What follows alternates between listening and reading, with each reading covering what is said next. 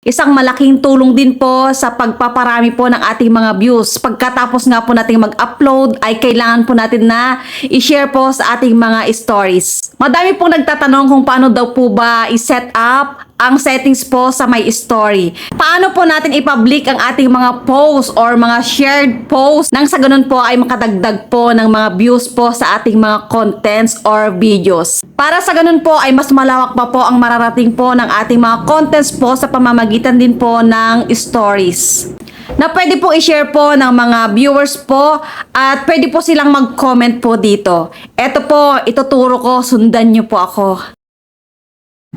I-click po natin ang settings at pupunta po tayo dito sa audience and visibility. I-click po ang stories. Mahalaga po na i-public po natin ang story privacy. I-click po natin ang friends at dito po ay piliin po natin ang public at i-save po natin. On po natin ang allow others to share your public stories to your own story. And ito po, i-on din natin ang allow people to share stories if you mention them. On din natin ang allow followers to reply to your stories. On din natin itong si archiving your stories. Ayan, ito po ay kailangan po natin i-set up po na naka-on po lahat nang sa ganun po ay mas malawak po ang ating mga stories at syempre mas marami po ang magiging viewers po nito na may chance po na pwede po makatulong sa ating pag-trending po ng ating mga contents.